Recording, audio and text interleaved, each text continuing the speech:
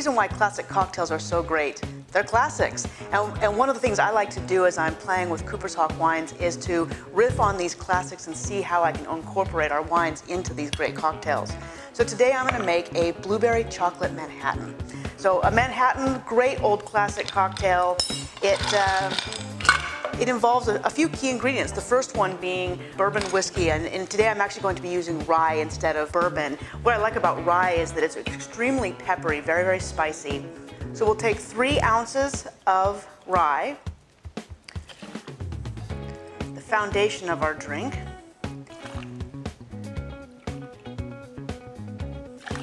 And to that, I'll be adding some blueberry wine.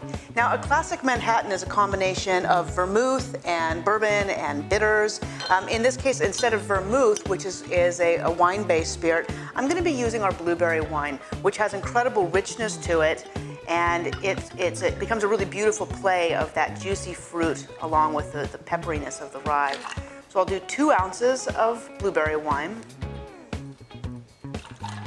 And then to sweeten that, I'm going to add just a little bit of simple syrup. You wouldn't normally sweeten a Manhattan, but that blueberry wine has a little bit of tartness to it that needs to balance a little sugar. So not very much, just 1 ounce of simple syrup to the mix. And then I'm going to add my bitters. So typically in a Manhattan, you'd be using only Angostura bitters. So I'm going to use a combination. A little bit of Angostura, do 4 dashes.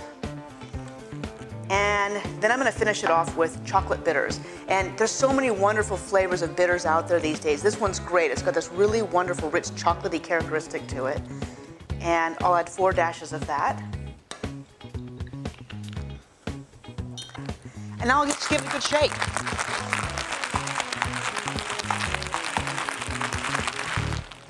And you can see I've pre-chilled my martini glass here, which is a great thing. You want this drink to be nice and frosty.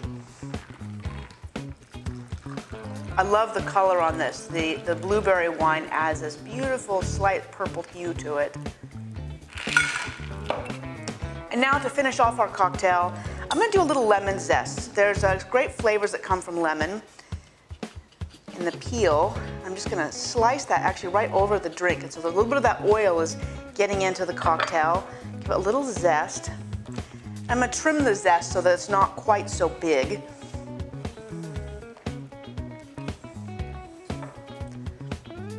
And just curl that a little bit and drop it into the drink.